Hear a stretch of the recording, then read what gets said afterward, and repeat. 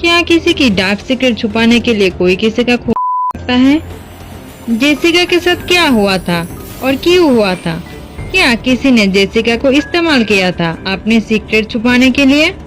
चलिए जानते हैं जेसिका पेटेल के बारे में।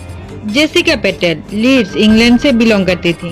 फार्मेसी की पढ़ाई करते वक्त कॉलेज में जेसिका की मुलाकात मितेश पेटेल से होती है।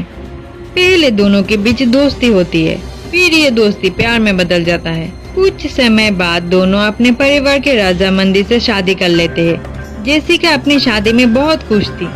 जेसिका ने जैसे शादी का सपना देखा था वैसे ही धूमधाम से बॉलीवुड स्टाइल में जेसिका मितेश की दुल्हन बनी थी। शादी के कुछ समय बाद जेसिका और मितेश लिंथन पार्क में शिफ्ट हो जाते हैं। लेकिन बाहर जो हैप्पी कपल दिख रहा था, अंदर से उनके रिश्ते बहुत ही खोखले थे। शादी के कुछ दिनों के बाद ही मितेश का बिहेवियर जेसिका की तरफ बदलने लगते हैं। दोनों के रिश्ते बाकी पति पत्नी की तरह नहीं थे। मितेश जेसिका की तरफ बिल्कुल भी ध्यान नहीं देता था, जेसिका को बहुत बुरी तरह से ट्रीट करता था। कभी कभी मितेश हाथ भी उठाता था जेसिका के ऊपर। इन हरकतों से जेसिका यह तो समझ गई थी कि मितेश अब उससे प्यार नहीं करता है, लेकिन जेसिका को जो सच नहीं पता था वो तो कुछ ज्यादा ही भयानक था।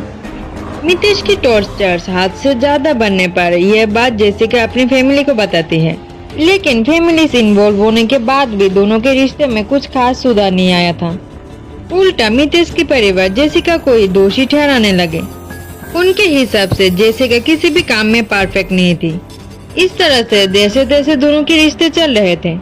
शादी के 6 साल बाद दोनों बच्चे के लिए IVF का सहारा लेते, लेकिन IVF से भी कुछ अच्छा रिजल्ट नहीं मिल रहा था। लेकिन शादी के 9 साल बाद जेसिका का 4th IVF अटेम्प्ट सक्सेसफुल हो जाता है। यह बात पूरी फैमिली को खुश कर देती है। फाइनली जेसिका भी बहुत खुश थी, लेकिन ये खुशी बस कुछ पल की थी। 14 मई 2018 के रात मितेश इमरजेंसी सर्विस टीम को कॉल करता है और बताता है उसके घर में चोरी हुई है और जेसिका के ऊपर भी हमला हुआ है। जेसिका का हाथ पैर बंधा हुआ है और पूरे शरीर पर डार्क टेप लगा हुआ है। कॉल मिलने के बाद तुरंत पुलिस और एम्बुलेंस मितेश के घर आ जाते हैं। अनफॉर्चुनेटली जेसिका तब तक अपने आखिरी सांस ले चुकी थी। घर पूरा बिखरा हुआ था, कुछ पैसे और गहने भी गायब थे और मितेश का रो रो कर बुरा हाल था। जब जेसिका के घर वाले आए तो ऐसा लग रहा था उनके दुख भी मितेश के दुख के सामने कम है। जब सब मितेश को संभालने में लगे थे तो पुलिस ने नोटिस किया घर में कोई फोर्स एंट्री का साइन नहीं है। पुलिस को घर के बाहर CCTV कैमरा भी दिखा, लेकिन मितेश के हिसाब से चोर सबूत छुपाने के लिए उसका हार्ड ड्राइव ले गया। लेकिन इस बार मितेश के झूठ का पर्दा हट जाता है जब वो हार्ड ड्राइव मितेश के बेड साइड ड्रॉयर के पीछे पुलिस को मिल जाती है और इसकी फुटेज चीख चीख कर कातिल का नाम बता रहा था। पुलिस जल्दी ही मितेश को पकड़ लेते हैं। CCTV फुटेज में जेसिका और मितेश के अलावा कोई भी घर में आता हुआ या जाता हुआ नहीं दिखा, लेकिन मितेश को पकड़ने के बाद भी वो बार बार अपना बयान बदल रहा था। लेकिन पुलिस एक के बाद एक सबूत जुटाना शुरू किया। मितेश के घर में एक डाक टेप मिला जो डाक टेप यूज किया गया था जेसिका के ऊपर। मितेश ने जो चोरी की एंगल दिखाने की कोशिश किया वो भी झूठ साबित हुआ जब मितेश की फार्मेसी से जेसिका का ज्वेलरी और पैसा मिला। पुलिस को घर से खाली सिरिंजेस मिला जिसमें वो ही इंसुलिन का सैंपल पाया गया था जो जेसिका के बॉडी में भी पाया गया। ये इंसुलिन जेसिका को बेहोश करने के लिए इस्तेमाल किया गया था।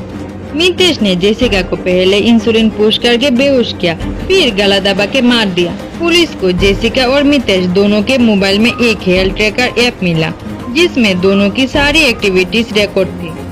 इस ऐप में जिस टाइम पे जेसिका की हार्ट बीट धीरे धीरे कम हो रही थी और शांत हो गई थी, उसी टाइम पे मितेश की हार्ट बीट बहुत फास्ट थी। वो लगातार दौड़ रहा था। इससे साफ पता चलता है मितेश जेसिका को मारने के बाद खुद ही घर की हालत खराब करता है। यह सब सबूत काफी थे मितेश को गुनहगार साबित करने के लिए और मितेश भी समझ चुका था उसके झूठ का पर्दा हट चुका है, इसलिए उसने भी अपना गुनाह कबूल कर लिया। लेकिन मितेश ने जो सच बताया वो सुनने के लिए कोई भी नहीं तैयार था। मितेश जेसिका को चीट कर रहा था, लेकिन जो सच मितेश सबसे छुपा रहा था वो है मितेश एक गे है।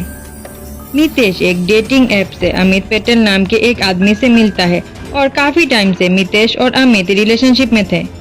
मितेश कभी भी जेसिका से प्यार नहीं करता था।